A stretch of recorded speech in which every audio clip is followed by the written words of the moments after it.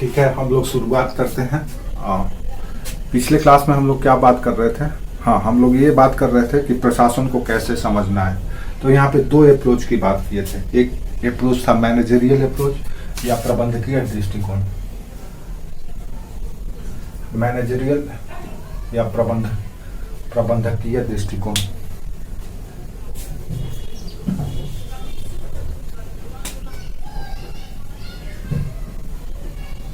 और दूसरा था एकीकृत। ये दो अप्रोच है। इन दो अप्रोच से हम लोग पब्लिक एड को समझते हैं, लोक प्रशासन को समझते हैं, प्रशासन को समझते हैं कि क्या है प्रशासन। तो मैनेजरियल अप्रोच ये कहता है कि जो प्रशासन है वो दरअसल मैनेजमेंट का काम करता है। उसका काम सिर्फ मैनेजमेंट करना है। क्या करता है वो मैनेजमेंट में? तो वो कहता है कि पोस्ट कोर का काम करता है। P.O.S.D.E पोस्ट POSTCO.O.R.B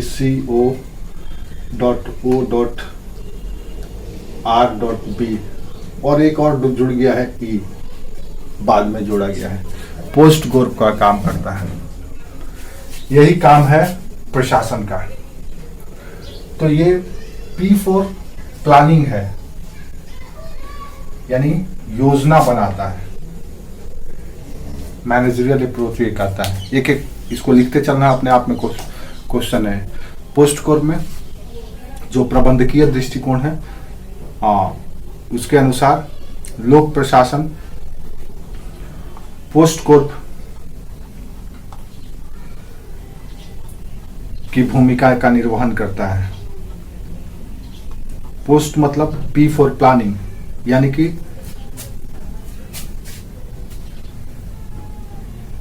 संसाधनों का मैक्सिमम सदुपयोग करने के लिए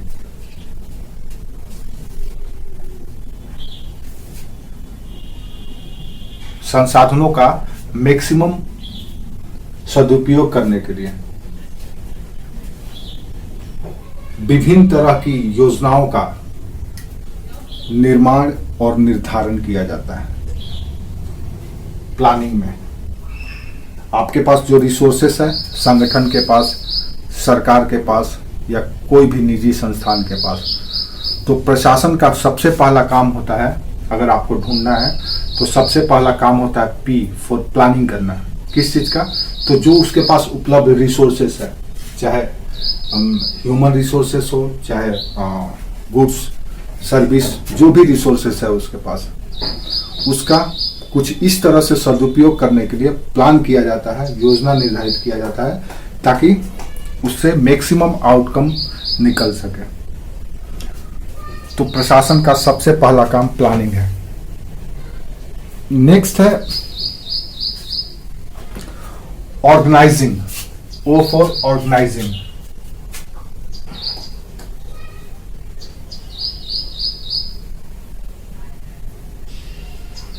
ऑर्गेनाइजिंग यानी कि उसके पास जो भी संसाधन है, जैसे मैन है, मटेरियल है या मशीन है, उन सबों को संगठित करता है। ऑर्गेनाइजिंग में मानव, वस्तु, तकनीक, मशीनरी, जो भी है, इन सबों को संगठित करना काम है प्रशासन का। ये बात सही है? बिल्कुल सही है, क्योंकि ये सारी क्रियाएं प्रशासन में की जाती है। मानव संसाधन है, वस्तु संसाधन, तकनीकी संसाधन, ये जो भी रिसोर्सेस है, ये सारे के सारे रिसोर्सेज है, इनको ऑर्गेनाइज करना ताकि उद्देश्यों की प्राप्ति की जा सके, अपने लक्ष्यों की प्राप्ति की जा सके। इन सारे रिसोर्सेस का बखूबी ऑर्गेनाइज करना और उसका फिर बेस्ट यूज करना। तो प्रशासन का दूसरा महत्वपूर्ण कार्य ये है। तीसरा है S for staffing, STA staffing. Staffing का मतलब यह है कि प्रशासन को एग्जीक्यूट करने के लिए या नीतियों को, पॉलिसीज को, प्लान को एग्जीक्यूट करने के लिए, क्रियान्वित करने के लिए स्टाफ की नियुक्ति करना, उसको वेतन देना, उसको प्रशिक्षण देना, उसकी पदोन्नति करना, ये सारे के सारे काम स्टाफिंग के द्वारा की जाती है जो प्रशासन में होता है। क्या क्या होता है स्टाफिंग में? तो अपॉइंटमेंट, नियुक्ति, कार्मिकों के स्टाफ की नियुक्ति या अपॉइंटमेंट,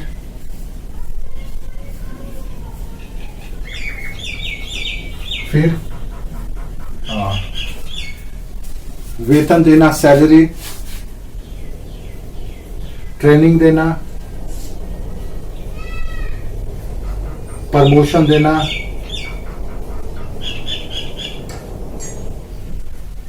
ये सब के सब स्टाफिंग के द्वारा की जाती है।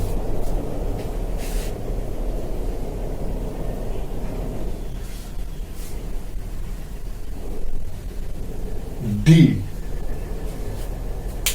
POS हो गया, planning, organising, staffing, and D for directing.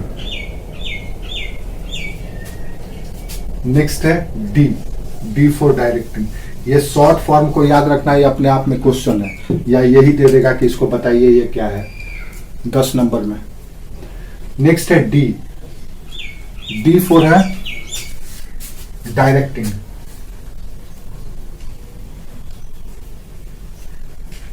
यानी निर्देश देना। निर्देश कौन देगा? तो उच्च अधिकारी, हायर ऑफिसर। किसको देगा? अधीनस्थ अधिकारी को, सबऑर्डिनेट को।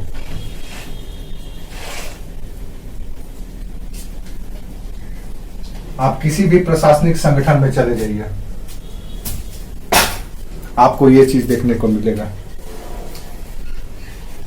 आप भी जब IAS अधिकारी बनते हैं या PCS अधिकारी बनते हैं, तो आप जिस प्रशासनिक संगठन से जुड़े हुए हैं, चाहे आप सामान्य प्रशासन से हो, पुलिस प्रशासन से हो, शिक्षा प्रशासन से हो, स्वास्थ्य से हो, परिवहन से हो, जिसमें भी हो, कार्मिक से हो, जिस भी डिपार्टमेंट या विभाग में हो, आप अधिकारी बनते हैं तो आपका काम होता है कि अधीनस्थ अधिकारियों को निर्देशित करें, उनके जो ड्यूटी है उसको, उन ड्यूटी को कार्यान्वित करने के लिए उन्हें प्रेरित करें समय समय पर, और मार्गदर्शन करें।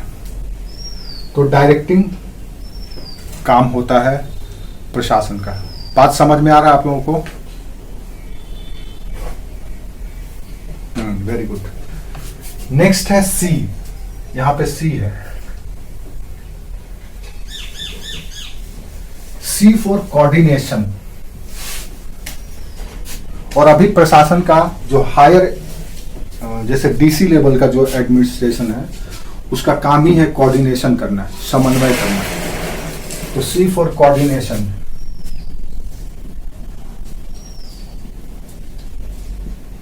हिंदी में इसको कहेंगे समन्वय। प्रशासन का एक चरित्र या एक काम ये भी है। इसके अंतर्गत प्रशासन में प्रशासन के विभिन्न इकाई और संगठन, इसके अंतर्गत प्रशासन के विभिन्न इकाई एवं संगठन तथा व्यक्तियों के बीच समन्वय स्थापित करना। मान लो उद्योग विभाग है, अब उद्योग विभाग का जो एडमिनिस्ट्रेटिव सिस्टम है, प्रशासनिक विभाग, प्रशासनिक संरचना है या व्यवस्था है, उसका एक काम होगा कि वो इन्वायरमेंट डिपार्टमेंट, पंजीकरण डिपार्टमेंट, लैंड डिपार्टमेंट जो भूमि देता है, इस तरह से अलग अलग जो डिपार्टमेंट है जो उद्योग की स्थापना के क्रम में उनकी सहयोग और उनकी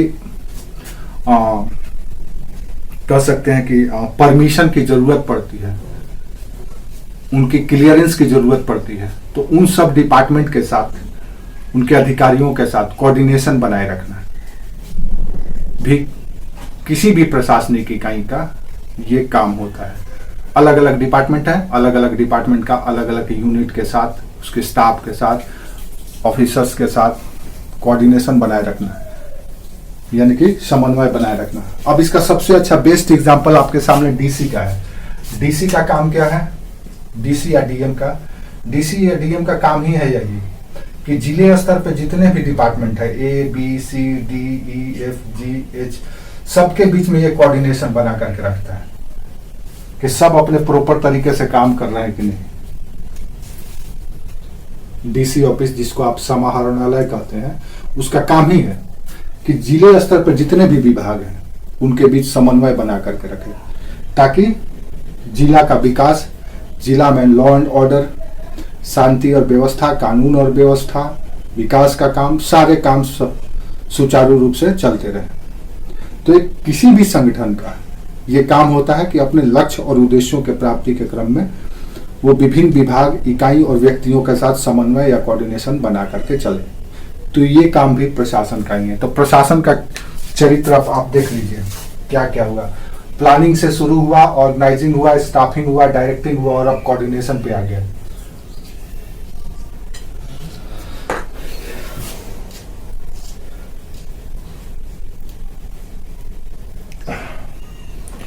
नेक्स्ट है सीओ हो गया।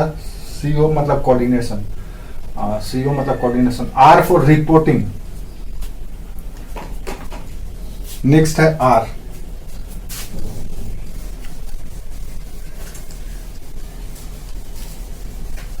आर फॉर यहां पे रिपोर्टिंग।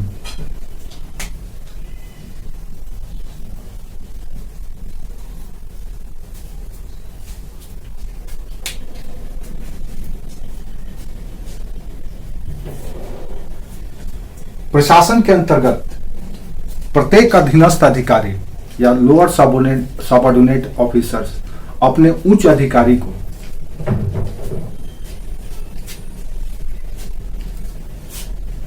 कार्यों की प्रगति,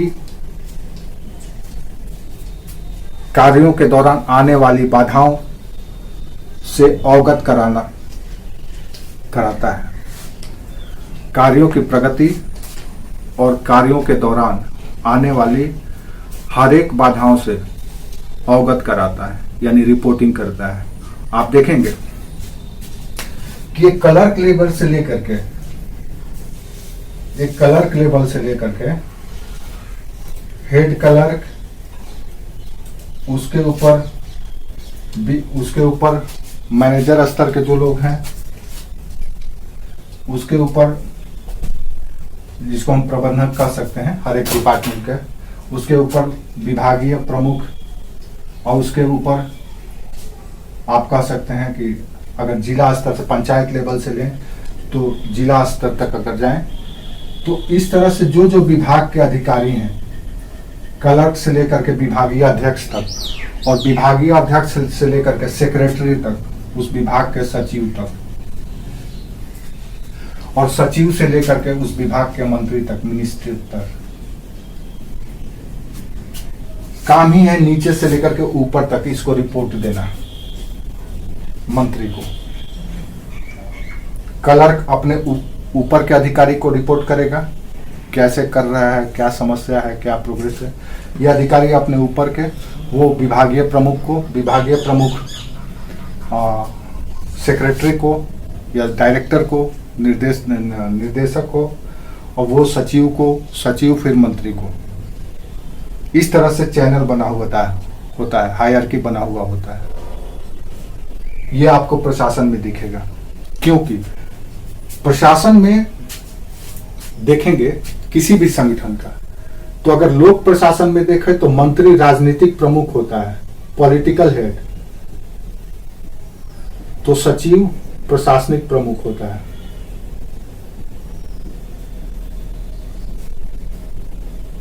तो यहां से जो सूचना का ट्रांसफर होना शुरू होगा, यहां तक आएगा, ये विभागीय और इसके बाद यहां से फिर यहां जाएगा मंत्री के पास। अब ये मंत्री इस चीज को सदन में रिपोर्ट देगा या अलग अलग कमेटी जो गठित होता है जांच के लिए उसको बताएगा। तो इस तरह से एक चैन या हायरार्की बना हुआ है जो पोस्ट कोर्ट या प्रशासन में आपको दिखता है। ठीक है, फिर बी है पोस्ट कोर, आर हो गया। नेक्स्ट है बी, बी फॉर बजटिंग।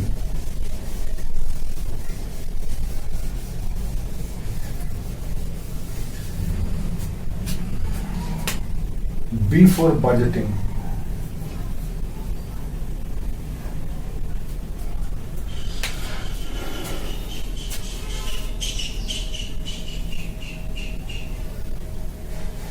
इसके अंतर्गत संगठन को या प्रशासनिक किसी भी प्रशासनिक इकाई को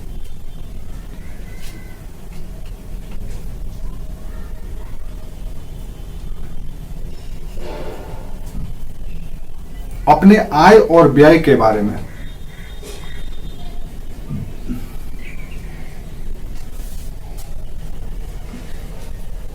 ब्यौरा तैयार करना होता है। अपने आय और व्यय के बारे में ब्यौरा तैयार करना होता है।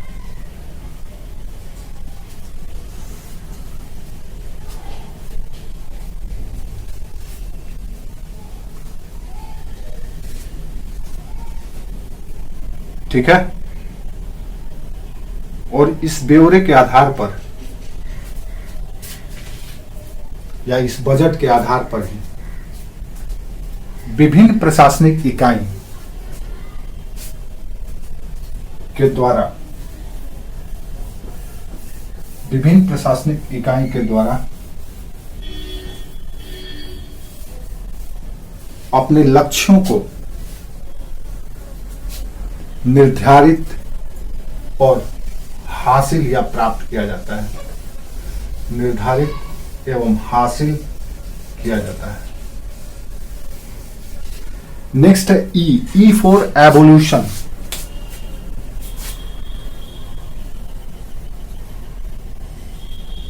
यानी विकास। ये बहुत बाद में जोड़ा गया है प्रशासन में, 1971 में ये टर्म जोड़ा गया है। इससे पहले सिर्फ यहीं तक था। विकास, एवोल्यूशन, यानी कि संगठन में उत्तरोत्तर आवश्यकता अनुसार या प्रशासन में उत्तरोत्तर आवश्यकता अनुसार जरूरत पड़ने पर परिवर्तन करना शामिल है।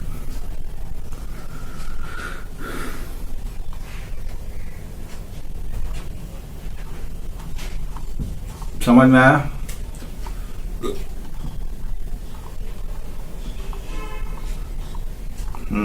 तो पोस्ट कोर्ब क्या है, आप इसको हमेशा जेहन में रखिएगा।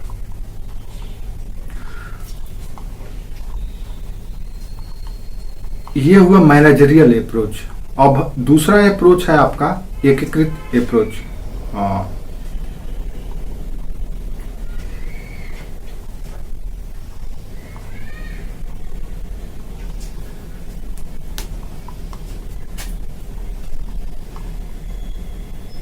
इस अप्रोच के अंतर्गत प्रशासन को मैनेजरियल अप्रोच के अलावा अब हम लोग आते हैं एकीकृत अप्रोच। हाँ, एकीकृत, यूनिफाइड।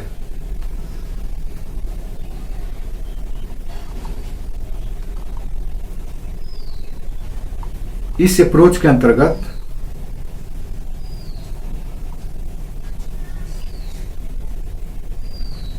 संगठन में या प्रशासन में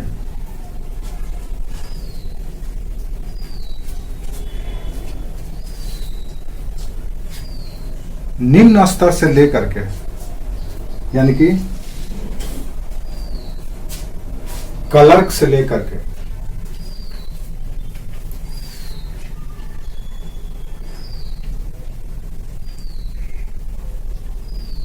उच्च स्तर तक सभी अधिकारियों या सभी कार्यरत समस्त कार्मिकों, कार्मिक का मतलब है स्टाफ, निम्न स्तर या क्लर्क स्तर से लेकर के उच्च स्तर तक कार्यरत सभी कार्मिकों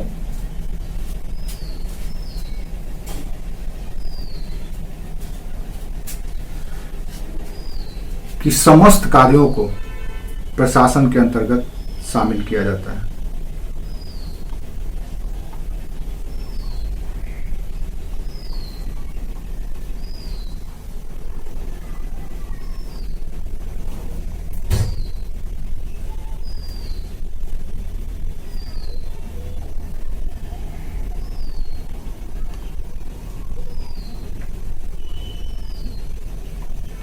ठीक है।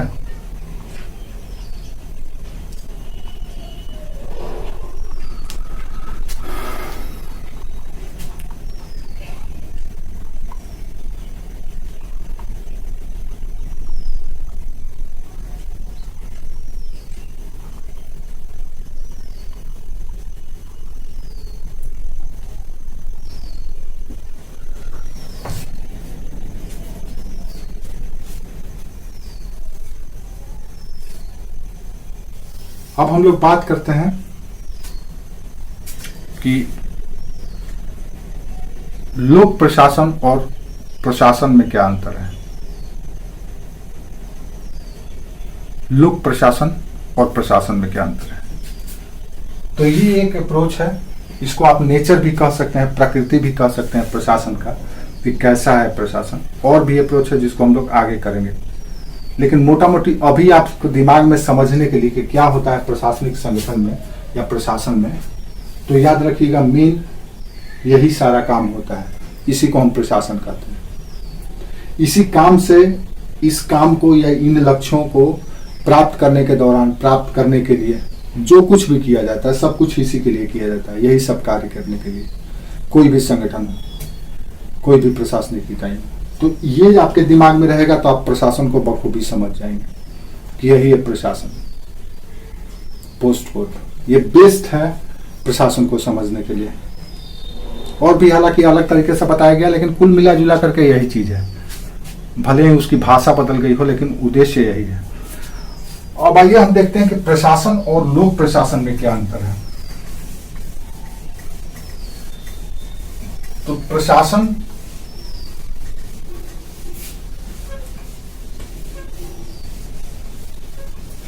आप इसको ऐसे भी लिख सकते हैं। एक तरफ प्रशासन लिख दीजिए एडमिनिस्ट्रेशन,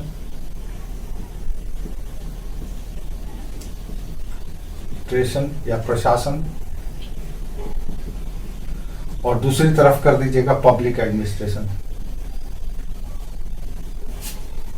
लोक प्रशासन। अब आपको समझने में आसान हो जाएगा। आपसे अंतर भी पूछ देगा कि प्रशासन और लोक प्रशासन में क्या अंतर है।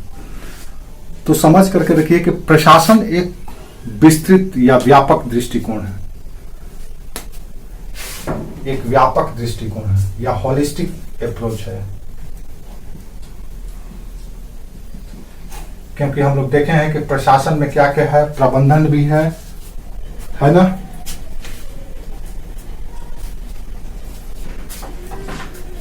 और क्या है,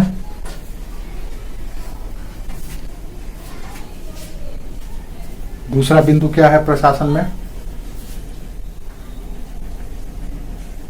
एक प्रबंधन का काम करता है। दूसरा बिंदु, कल वाला कॉपी परसों वाला कॉपी निकाल के देखो ना। हाँ,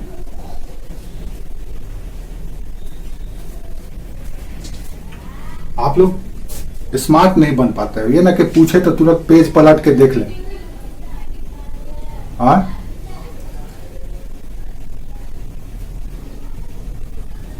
हाँ, हाँ, ऑर्गेनाइजेशन एंड मैनेजमेंट। तो प्रशासन एक होलिस्टिक अप्रोच है जिसमें ऑर्गेनाइजेशन भी है और मैनेजमेंट भी है। ठीक है। तो लोक प्रशासन उसी प्रशासन का एक हिस्सा है, एक इकाई है।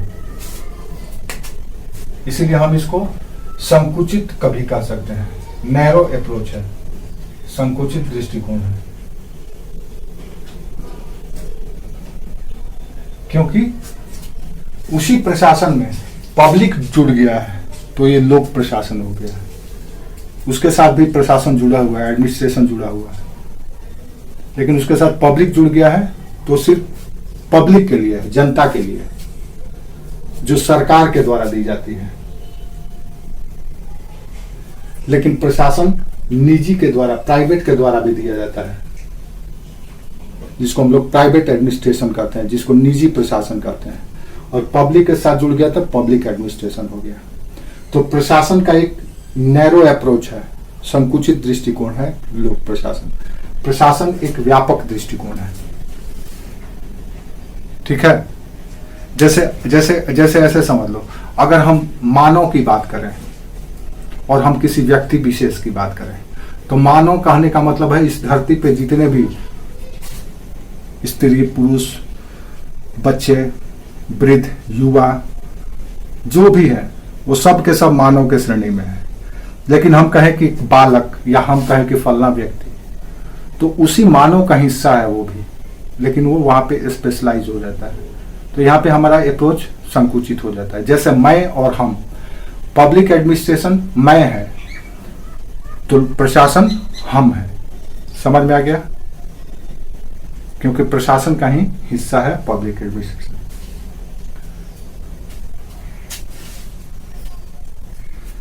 प्रशासन एक प्रक्रिया है, आप कह सकते हैं ये एक प्रक्रिया है, प्रोसेस।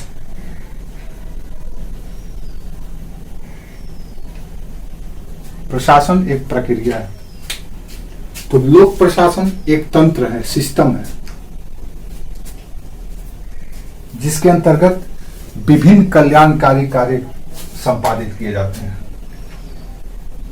लोक प्रशासन एक तंत्र है, सिस्टम है, जिसके अंतर्गत विभिन्न कल्याणकारी कार्य किए जाते हैं।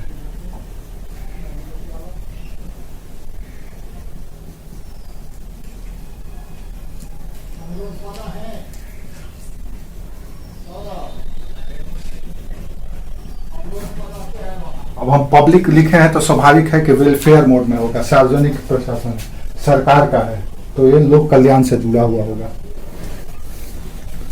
इसीलिए हम इसको कल्याणकारी प्रशासन कह रहे हैं। तो प्रशासन जहां एक प्रक्रिया है, ये प्रक्रिया इसमें भी होगा, लेकिन ये लोक कल्याण से जुड़ा हुआ है इसलिए पब्लिक एड है। अगर प्रॉफिट मोड में के साथ जुड़ा होगा, बिजनेस पर्पस से जुड़ा होगा, तो ये निजी प्रशासन में आ जाएगा। वहां भी प्रक्रिया होगा लेकिन प्रॉफिट मोड पे काम कर रहा होगा। लेकिन पब्लिक एड के साथ जुड़ा हुआ है, लोक के साथ जुड़ा हुआ, तो कल्याणकारी कार्य करेगा, क्योंकि सरकार काम फायदे के लिए नहीं बल्कि लोक कल्याण के लिए करती है। नेक्स्ट, तीसरा, प्रशासन के अंतर्गत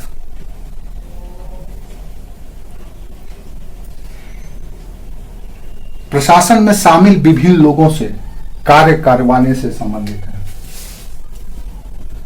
प्रशासन में शामिल विभिन्न लोगों से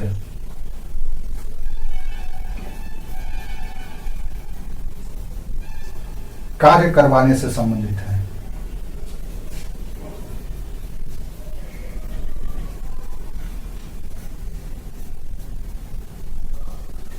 लोक प्रशासन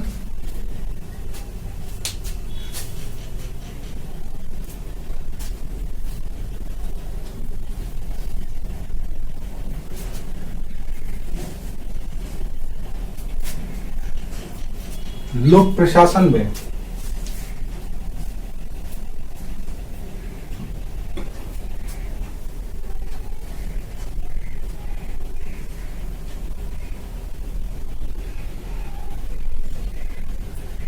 विभिन्न सेवाओं को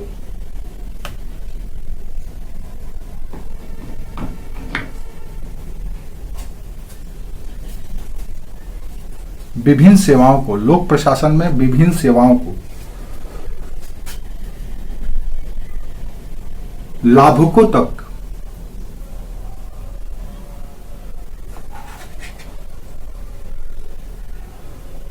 पहुंचाने के लिए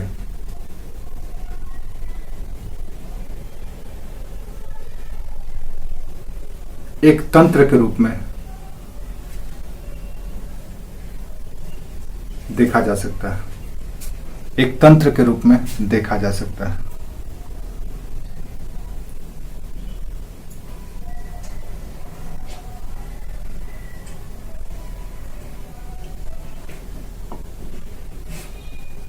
ठीक है। नेक्स्ट, शासन को व्यवहारिक रूप में सरकार के रूप में देख सकते हैं। इसको मिटाएं। अगर आपको देखना है शासन को और लोक प्रशासन को, तो शासन को व्यवहारिक रूप में या प्रायोगिक रूप में सरकार के रूप में देख सकते हैं।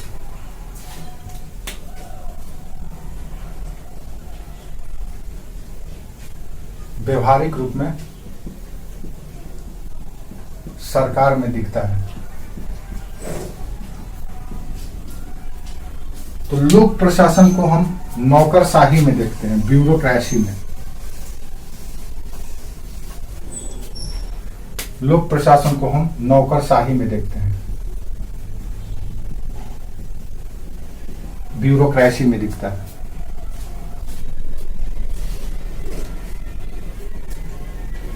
इसीलिए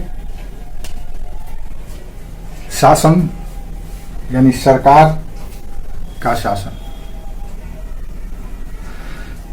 बहुत गर्मी है यार।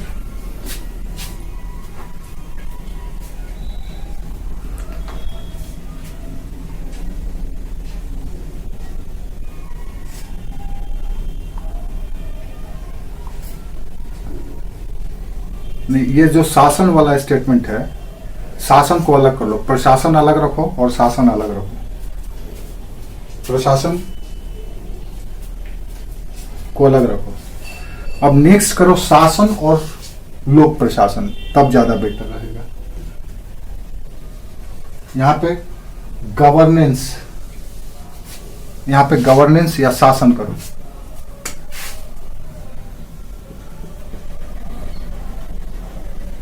गवर्नेंस और इधर पब्लिक एडमिनिस्ट्रेशन, तब ज्यादा बेटर रहेगा, कंफ्यूजन नहीं होगा।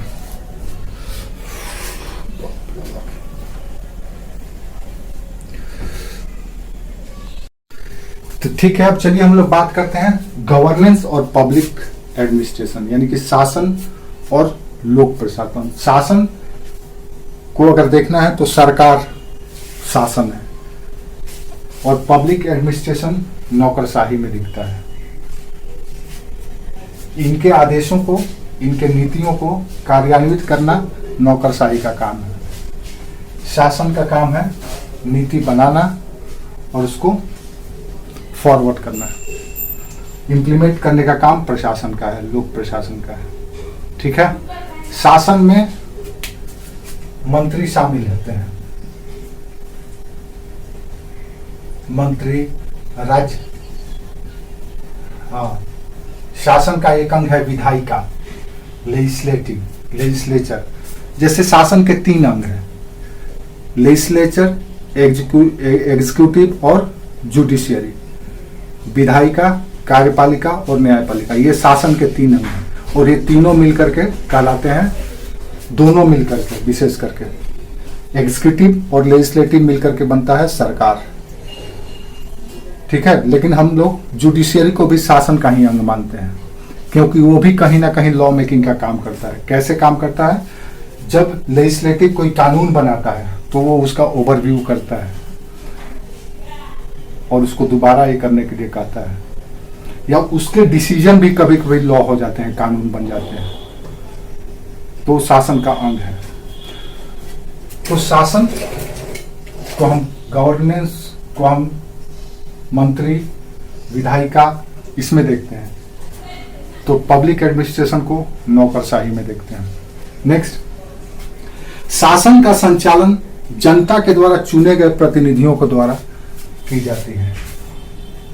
शासन का संचालन, execution of governance by the elected by people, जनता के द्वारा चुने गए प्रतिनिधि के द्वारा संचालित होता है।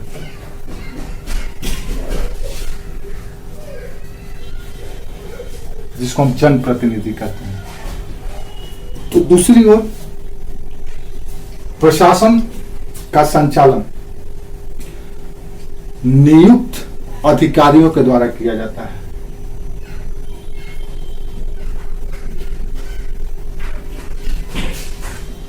अधिकारियों के द्वारा, क्योंकि इनका रिक्रूटमेंट होता है, अपॉइंटमेंट होता है। ये इलेक्टेड नहीं होते हैं, चुने नहीं जाते हैं, बल्कि रिक्रूट किए जाते हैं, भर्ती किए जाते हैं। उनके द्वारा प्रशासन संचालित किया जाता है।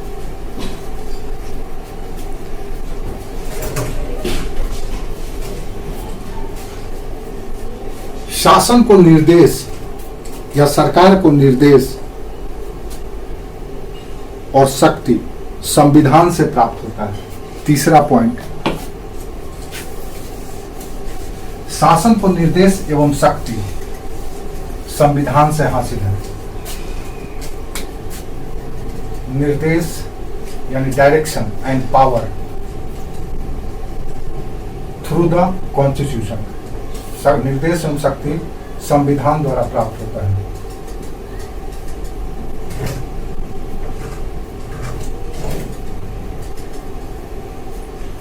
वहीं प्रशासन में सरकार से या सरकार के निर्देशन पर कार्य करना होता है। सरकार के निर्देशन पर कार्य करना होता है। सरकार में मंत्री और राज्य मंत्री जो भी है, उनके निर्देश में इनको कार्य करना होता है। और मंत्री और राज्य मंत्री सरकार का हिस्सा है, तो ऐसे आप समझ सकते हैं। नेक्स्ट, शासन जनता के प्रति रिस्पॉन्सिबल होता है, जनता के प्रति उत्तरदायी होता है। और लोक प्रशासन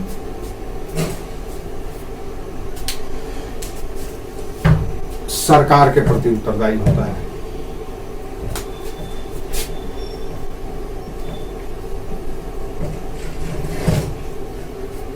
शासन जनता के प्रति उत्तरदायी होता है और प्रशासन सरकार के प्रति।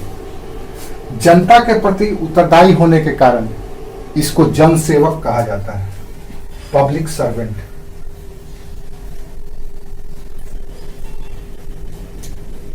और सरकार के प्रति उत्तरदायी होने के कारण इसको गवर्नमेंट सर्वेंट कहा जाता है।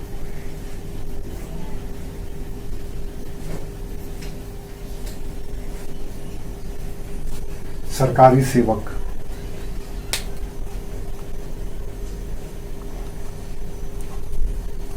एंड लास्ट पॉइंट, सरकार का काम या शासन का काम नीतियों का निर्माण करना है, पॉलिसी मेकिंग, नीतियों का निर्माण करना है। तो इसका काम नीतियों को कार्यान्वित करना है, एग्जीक्यूशन ऑफ पॉलिसीज, नीतियों को कार्यान्वित करना है, एग्जीक्यूशन ऑफ पॉलिसीज।